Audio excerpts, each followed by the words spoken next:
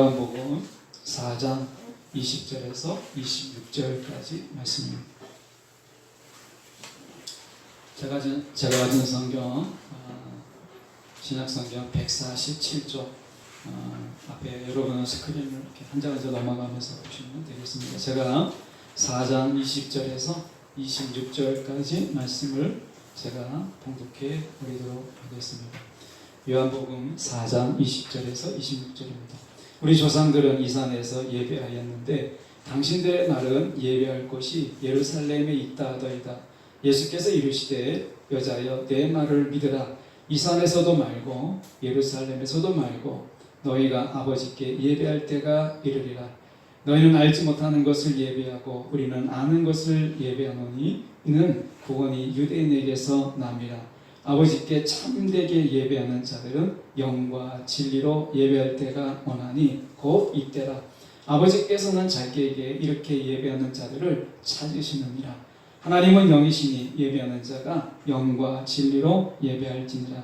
여자가 이르되 메시아 곧 그리스도라 하는 이가 오실 줄을 내가 아노니 그가 오시면 모든 것을 우리에게 알려주시리이다. 예수께서 이르시되 내가 말하는 내가 그라 하시니라. 아멘. 오늘 말씀 가지고 내가 라는 제목으로 함께 말씀을 나누고자 합니다. 예배의 본질이 무엇이냐 라고 하는 논쟁은 구약 내내 있었습니다. 예배의 본질이 무엇이냐. 예배의 본질을 이야기할 때 장소로 많이 이야기했어요. 구약에서. 그래서 하나님께서는 예루살렘에 성전을 지으시고 그곳에 3대 절기를 통해서 이스라엘의 장정들이 올 수 있도록 그렇게 하셨습니다. 그래서 분명히 구별된 장소가 있었어요. 예배의 장소가 예배에서 굉장히 중요합니다. 그래서 우리가 예배의 본질이 예배의 장소에 오면 예배가 되는 제가 오래 산 건 아니지만 시골에서 살았고 또 외가가 시골에 있었어요. 그래서 이모들을 따라서 교회를 가게 되면 그 교회 집에서 교회까지 거리가 한 45분에서 50분 걸어갑니다. 그래서 날씨가 좋을 때는 이렇게 주위를 둘러보면 되지만 비가 오거나 아니면 이렇게 막 엄동설한 겨울이 될 때는 이 걸어가는 자체가 쉽지가 않아요. 그래서 40분, 50분 이렇게 걸어가면 거기에 막 난방이 되어 있고 뭐 난로가 피어 있는 게 아니라 마루잖아요. 옛날 시골 교회는. 그러면 마루에 탁 들어가면 한기가 느껴질 정도로 그랬어요. 그러니까 그때는 지금 생각해 보면 걸어가는 것 자체가 50분을 걸어가고 50분을 이동해서 내가 가는 것 이게 이미 예배예요.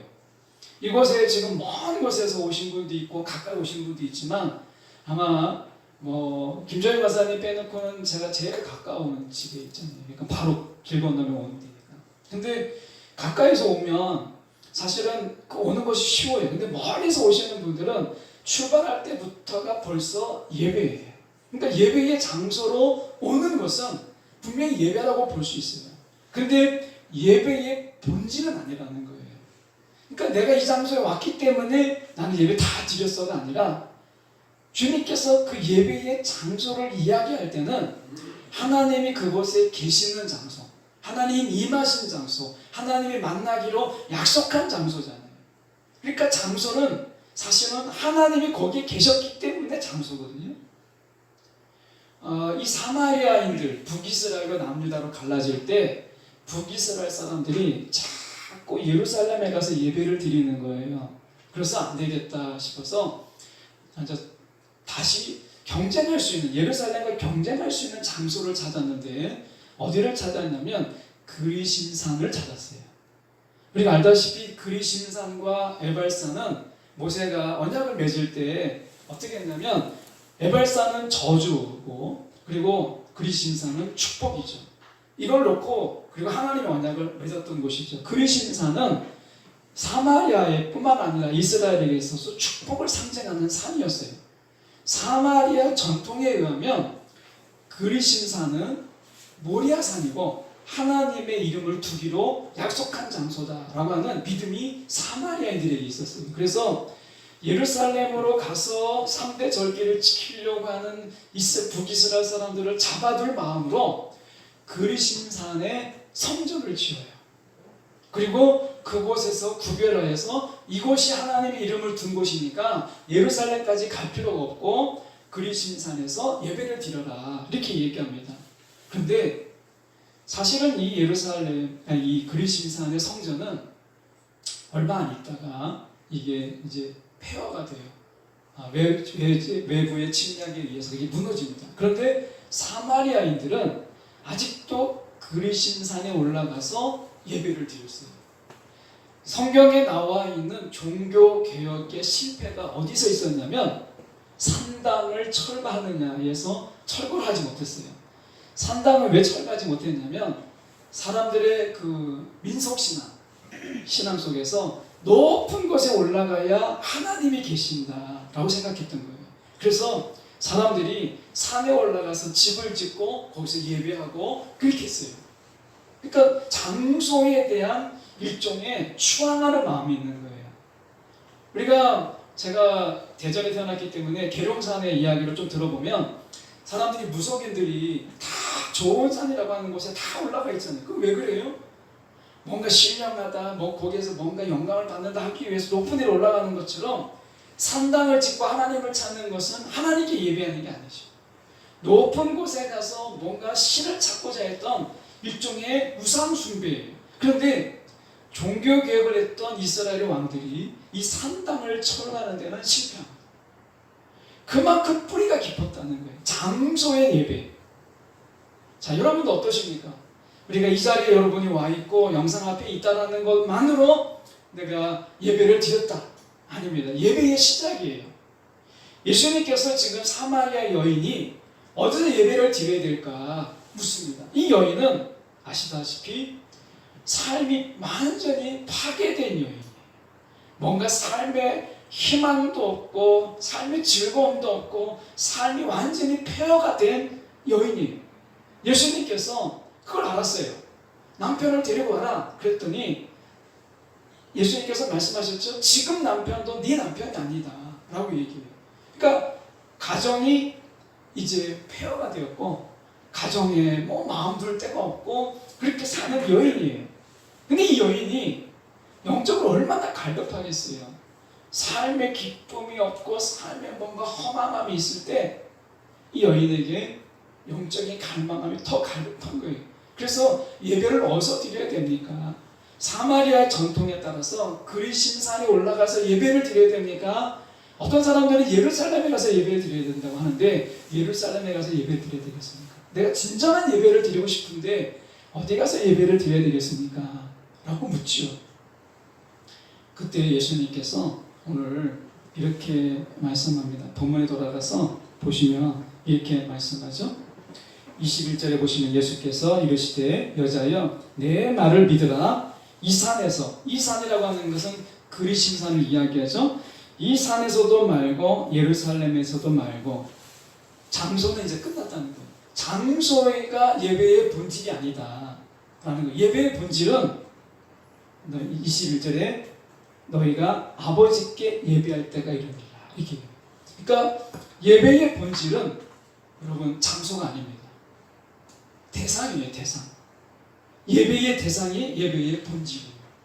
그래서 어떤 장소에서 예배 드리느냐가 아니라 누구에게 예배 드리느냐가 예배의 본질이에요. 그런데 예수님께서 하나님께 예배하라고 되어 있지 않아요. 성경에 보면 아버지께라고 이야기해요. 이거 완전히 다른 겁니다.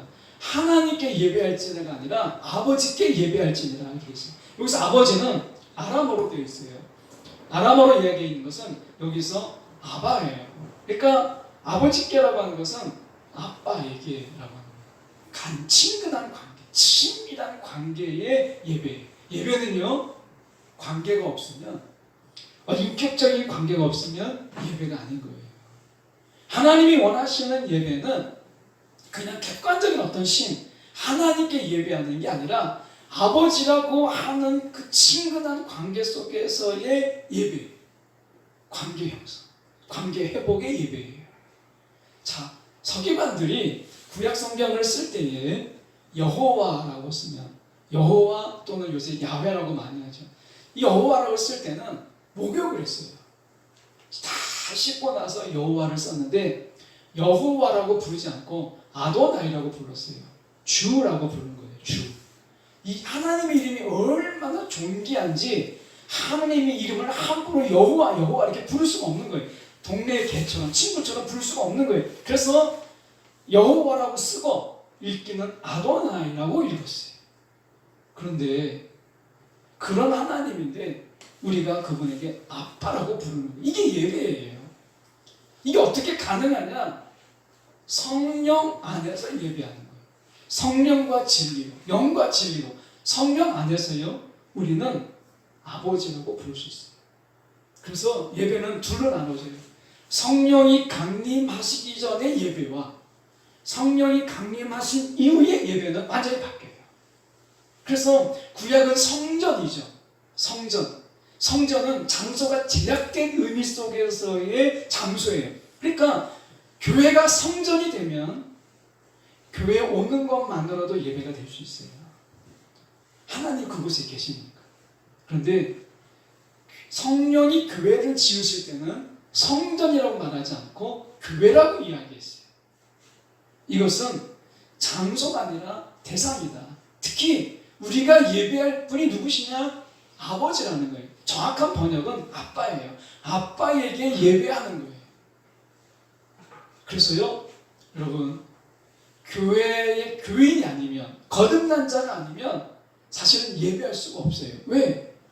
그분이 아빠인 사람에게, 아빠인 분에게 예배하기 때문에 내가 아직 내 안에 예수가 없고 내가 예수 안에서 거듭나지 않으면 사실은 예배의 자리에 올 수는 있지만 예배는 아닌 거예요. 왜? 예배라고 하는 것은 이미 내가 그분의 자녀고 그분이 나의 아버지, 나의 아빠의 관계 속에서 인격적인 관계 속에서 드릴 수 있는 게 예배이기 때문에 그분을 내가 찬양을 해요. 경배를 하죠.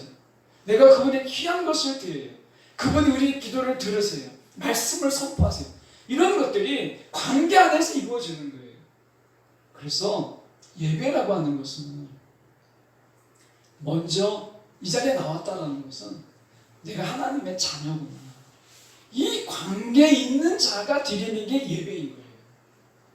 다만 예수 없는 자가 아직 하나님의 영이 없는 자가 예배 드린다는 것은 예배를 향한 이 어떻게 보면 구합, 예배를 위해서 내가 찾는 거예요.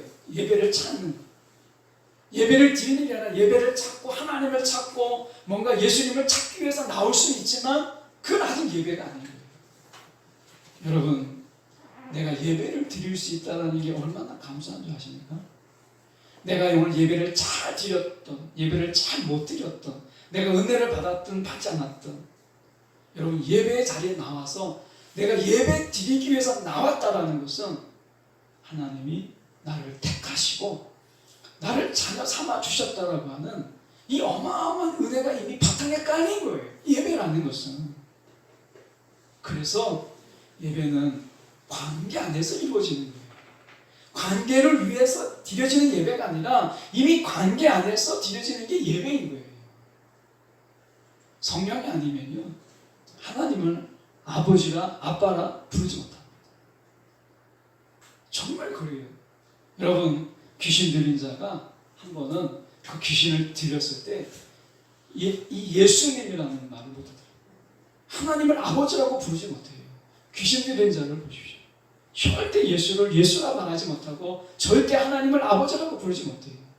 우리 가운데 분명히 성령이 우리 가운데 임하심으로 인해서 우리는 하나님을 아버지라고 부를 수 있는 거예요.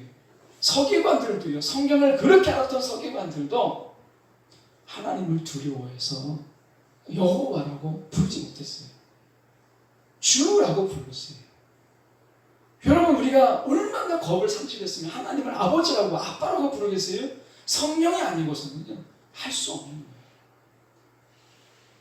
자, 여러분 기억하십시오. 예배의 본질을 바꾸셨다는 거예요. 장소가 아니다. 코로나19가 우리 가운데 깨닫게 한 게 뭐였어요? 코로나19 전에는 교회에 나오는 게 예배였어요. 이게 제가 무가치하다 그게 아닙니다. 이렇게 빗속을 좀 뚫고 이 자리에 와 계시잖아요. 이건 예배죠. 예배의 귀한 예배. 그런데 예배의 본질로 더 깊은 예배, 더 의미 있는 예배가 무엇이냐? 대상이라는 거예요. 대상. 예수님께서 지금 예배의 장소를 고민하는 사마리아 여인에게 예배는 장소가 아니라 대상이다 라는 거예요. 여러분, 하나님 아버지, 그 아버지를 아버지라 부르고 내가 아버지의 관계 속에서 막혔던 부분들이 무엇인지, 엉켰던 것은 무엇인지, 어긋난 게 뭔지 이것을 다시 되잡는 것, 다시 회복하는 것, 이게 예배잖아요. 여러분, 관계라고 하는 것이 꼬일 때는 이미 관계가 있다라는 것을 전제로 하는 거죠. 그래서 예수님께서 말씀하신 그 예배라고 하는 것, 그것은 아버지께 예배하는 것이다 라고 이야기합니다. 자, 그래서 보시면 우리가 22절에 보시면 너희는 알지 못하는 것을 예배하고, 이게 알지 못하는 것. 여기서 지금 요한 사도는 우상을 모든 것을 다 사물화시켜요. 너희가 알지 못하는 것을 예배하고 이렇게. 그런데 우리는 아는 것을 예배한다고 이야기하죠. 아는 것. 아는 것은 하나님을 이야기하는 게 아니라 여기서 아는 것, 사물을 이야기했어요. 이 아는 것이 무엇이냐? 뒤에 나옵니다. 이는 구원이 유대인에게서 남이라. 모든 유대인이 구원받는다는 뜻이 아니라 유대인에게서 출발한 하나님의 구원, 이것을 이야기하는 거죠. 여러분 구원, 예배의 내용을 이야기하는 거예요. 예배의 내용. 예배의 대상은 누구예요? 아버지. 하나님이 아닙니다. 아버지예요. 아빠예요. 그리고 예배의 내용이 무엇이냐? 구원이에요. 구원. 우리를 어려움 속에 죄악 가운데서 건져주셨어요. 그러면 하나님이 죄악 가운데서 건져주신 분은 끝납니까? 아버지가? 아니죠. 삶의 공부하면서 건져주시는 아버지시죠. 여러분, 이신론은요, 신약에서 이신론은 신을 인정합니다. 이신론에서. 그러니까 신은 존재해요. 세상을 지었어요. 창조했어요. 인간을 만들었어요. 그런데 이신론에서 신은 절대 인간의 삶 속에 간섭하지 않으셔요. 그냥 팔짱 끼고 있는 하나님이에요. 근데 우리 성경의 하나님은 그런 하나님이 아니죠. 그 증거가 무엇인 줄 아십니까? 기적이라는 거예요. 기적. 자, 하나님이 지금도 세상을 간섭하시고 우리를 여전히 우리의 삶 속에 직간접으로 간섭하신다는 증거가 무엇이냐? 기적이라는 거예요. 하나님은요, 얼마든지 자신의 만든 질서를 깨고 기적이라는 것을 통해서 우리를 간섭하시고 때로는 우리를 보호하시고 우리를 때로는 치유하시고 때로는 회복시키시는 분이시라는 거예요. 여러분, 기적이 있다는 것은 하나님이 지금도 우리를 간섭하시고 우리를 지키시는 아버지라는 거예요. 아버지. 하나님은요, 객관적인 이름이잖아요. 하나님. 근데 아버지는 그런 분이 아니라는 거예요. 구원이라고 하는 것은요, 여러분, 우리가 구원이라고 하는 거. 이번에 홍수로 인해서, 폭우로 인해서 뉴스를 보게 되면 구조하는 분들을 보십시오. 그 구조하는 분들이 때로는 자기의 생명을 잃기도 해요. 이번에 보니까 안타까운 사연들이 많잖아요. 안타까운 사연 중에서 보면 가평에서 펜션이 무너졌는데 네덜란드에서, 죄송합니다. 네덜란드가 맞나요? 아니죠. 뉴질랜드죠. 뉴질랜드에서 이렇게 딸하고 그리고 그 자녀하고 와서 어머니, 가평에서 이제 펜션하는 어머니를 돕기 위해서 왔는데 일가족이 3대가 다 돌아가셨어요. 가장 안타까운 게 뭐냐면 물에 빠진 사람을 구하기 위해서 뛰어들었다가 같이 죽거나 구하기 위해서 죽은 사람들의 이야기.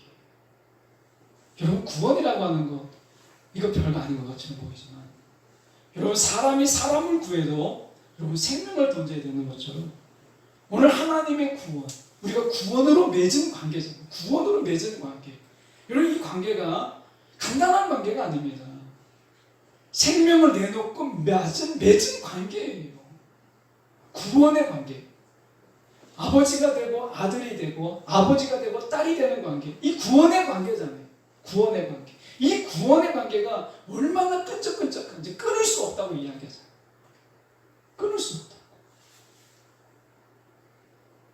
오늘 우리는 이 하나님, 이 아버지의 구원을 찬양하고 아버지의 구원을 노래하는 겁니다. 여러분, 우리가 죄악에서 우리를 목숨을 걸고 독생자 예수 그리스도를 내어주면서 우리를 구하셨다면 왜 우리의 삶의 어려움 속에서 우리를 구하지 않고 우리의 공감 속에서 우리를 왜 구원하지 않으며 우리의 절망 속에서 왜 우리를 구원하지 않으시겠어요? 그 아버지를 찬양하는 거예요. 이게 예배예요. 아버지가 없으면 예배가 아니에요. 여기 보면 말씀에 보면 우리가 이렇게 얘기합니다. 23절에 보시면 아버지께 참되게 예배하는 자는 영과 아버지라고 부르는 거죠. 또 하나는 진리로 예배할 때가 오나니 라고 이야기합니다. 여러분, 진리라고 하는 이 말이요, 어떤 말이냐면 이런 겁니다.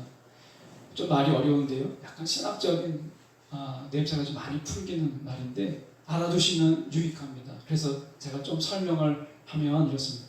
예수가 계시로 보여주신, 좀 말이 어렵죠? 예수가 계시로 이렇게 얘기할 때 어려운 게 아닙니다. 예수님이 이 땅에 사람의 몸으로 오셔서 여러 가지 보여주셨던 삶, 행동, 말, 이 모든 거예요. 이거로 보여주신 하나님의 현실, 이게 진리입니다. 다시 풀어보면 이런 겁니다. 자, 이 땅의 현실은 어떻죠?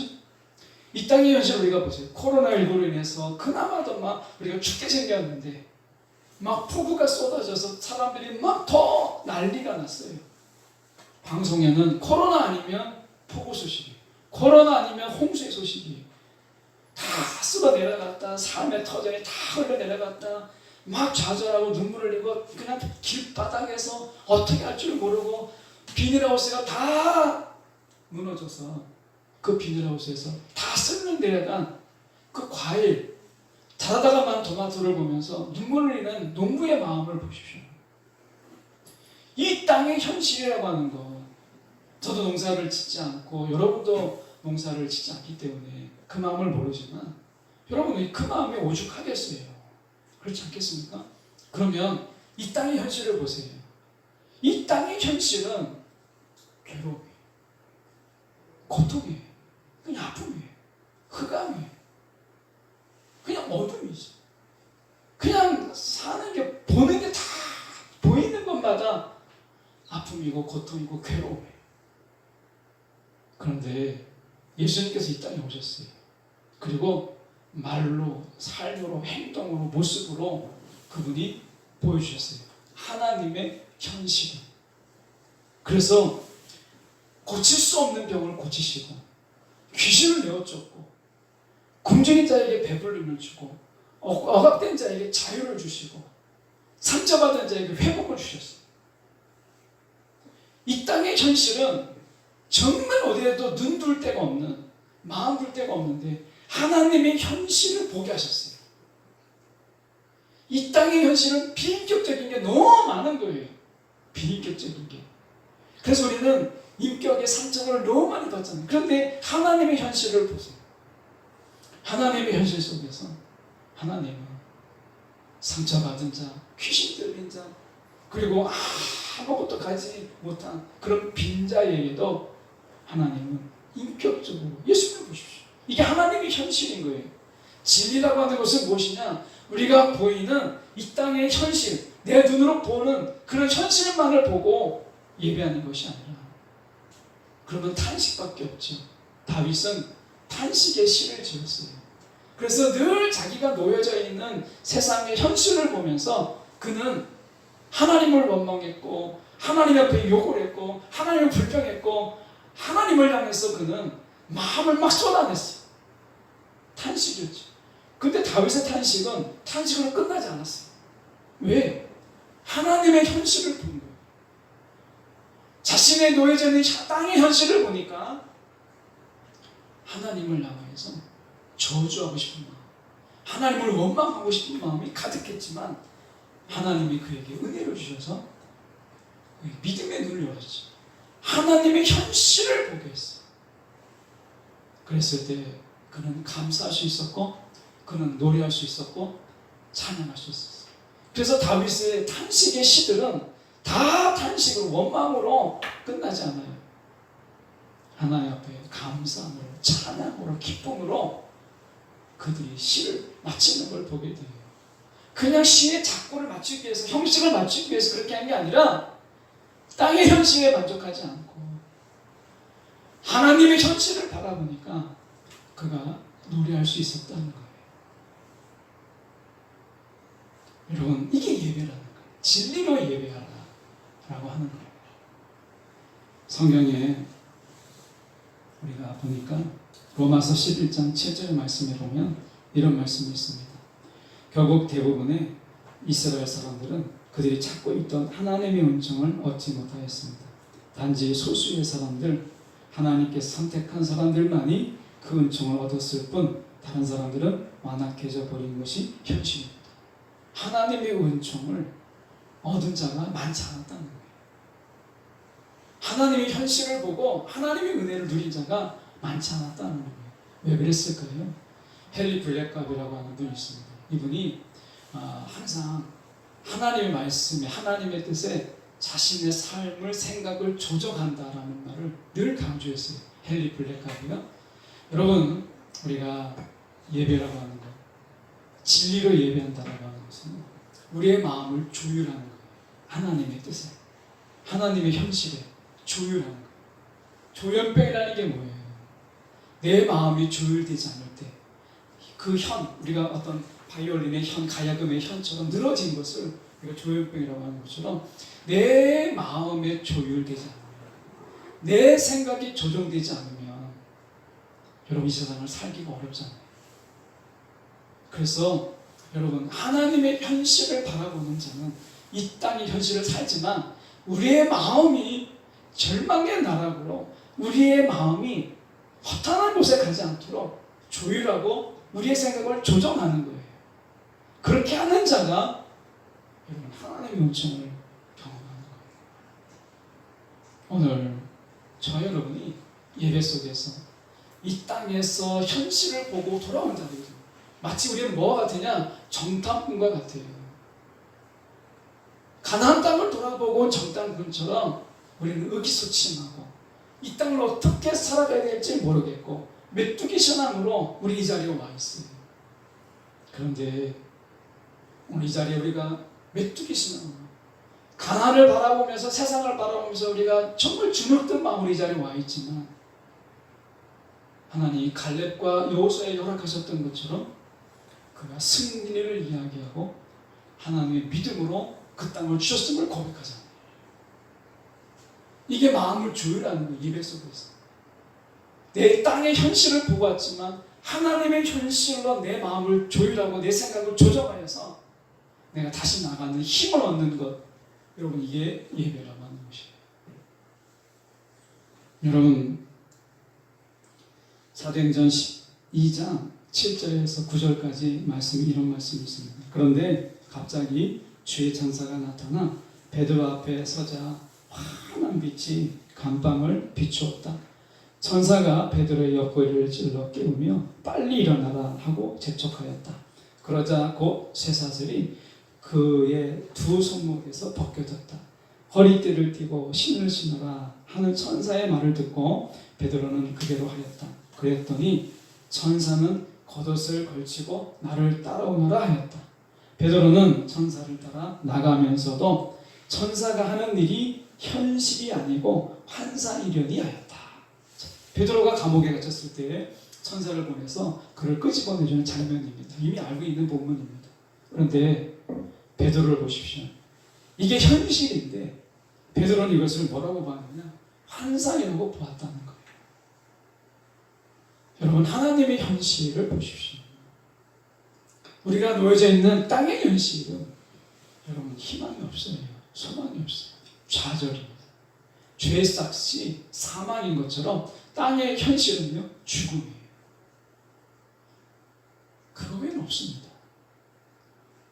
죄의 싹이 사망인 것처럼 땅의 현실은요, 절망에 이르는 죽음이고 절망에 이르는 우리가 죽음밖에 없어요. 그러면 우리가 어디서 힘을 얻죠? 예배라는 게 뭐겠어요?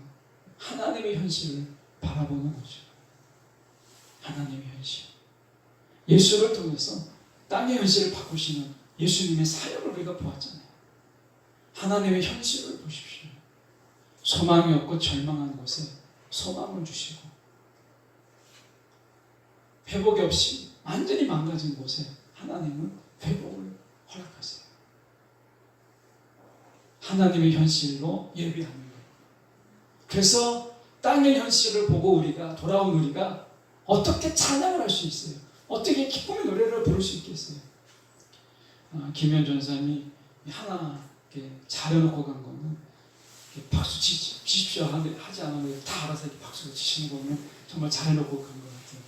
저도 이제 박수를 칠 곡을 찾아봤는데 곡이 너무 빠르면 제가 못 따라가고 곡이 느리면 더 느려지고 해서 이 곡을 선정하기는 너무 어려워요. 김현 전사님이 남겨놨던 이렇게 곡들을 PPT도 다 해놨으니까 그냥 재활용해야지 하고서 찾아봤는데 흉내를 못 내요. 그러니까 박수 치는 것도 앞에 사람이 막 흥이 나고 뭔가 리듬을 알아야 박수 치는 거지. 제가 박수를 못 치는 이유가 뭐냐면 박수 치다 보면 리듬을 놓치고요. 찬양을 놓치는 거예요. 찬양하다가 박수를 놓치고. 그러니까 차라리 안 하는 게 되는데, 그래도 김현정 사람이 이렇게 박수를 치도록 이렇게 하는 걸 보면 자동이잖아요. 지금 이렇게 너무 잘해놓은 것 같아요. 근데 이제 그걸 제가 못 따라가는 게 좀 안타깝죠. 여러분, 우리가 세상에서 땅의 현실을 바라보면 여러분 이곳에서 박수치고 막 찬양하는 게 제정신이 아닌 것 같은 거예요. 이게 안 되는 거예요. 그런데 어떻게 우리가 찬양할 수 있고 어떻게 박수칠 수가 있어요? 하나님의 현실을 우리가 아니까. 이 땅의 현실을 갈아엎으시는 하나님의 현실을 우리가 알고 있기 때문에 우리는 박수칠 수 있는 거예요. 말씀에 보면 우리가 마지막으로 보면 이렇게 말씀합니다. 26절에 예수께서 이르시되 내게 나라는 내가 그라 라고 얘기합니다. 내가 그라 라고 얘기합니다. 내가 그리스도다 라고 하는 것이죠. 우리는 이 세상에 삶 어떻게 살아가죠? 내가 나다. 내가 나로 살아갑니다. 그게 힘이고 긍정이고 자기의 힘이에요. 믿음이에요. 내가 나. 내가 나일 때 가장 믿음이 가고 내가 나일 때 가장 확신이 가는 거예요. 그런데 갈라디아서 2장 20절에 하나님은 이렇게 우리 가운데 말씀합니다. 내가 그리스도와 함께 십자가에 못 박혔나니 그런즉 이제는 내가 사는 것이 아니요 오직 내 안에 그리스도께서 사시는 것이라. 이제 내가 육체 가운데 사는 것은 나를 사랑하사 나를 위하여 자기 자신을 버리신 하나님의 아들을 믿는 믿음 안에서 사는 것이라 라고 얘기합니다. 여러분, 내가 나로 살아가는 것이 세상입니다. 그런데요, 오늘 하늘의 하나님의 현실을 살아가는 자는요, 내가 그로 살아가는 겁니다.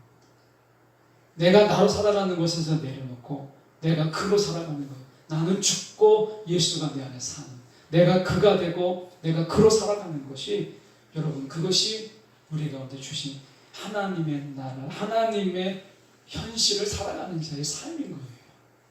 내가 나가 될 때 우리는 끊임없이 절망하고, 내가 나일 때 끊임없이 우리는 넘어져요. 내가 나로 살아가게 될 때.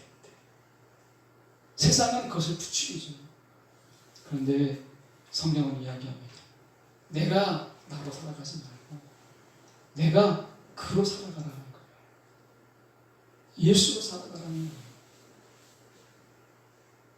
여러분, 우리가 어떤 예배 드립니까?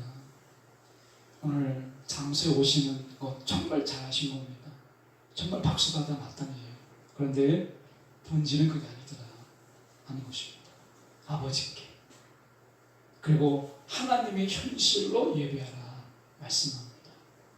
오늘 이곳에서 성령께서 우리의 마음의 눈을 열어서, 믿음의 눈을 열어서, 내가 땅의 현실을 보고 왔지만 믿음의 현실, 하나님의 현실을 눈에 담고 다시 돌아갈 수 있는, 마음 가득히 담고 돌아가는 저와 여러분 되기를 간절히 소망합니다. 기도하겠습니다.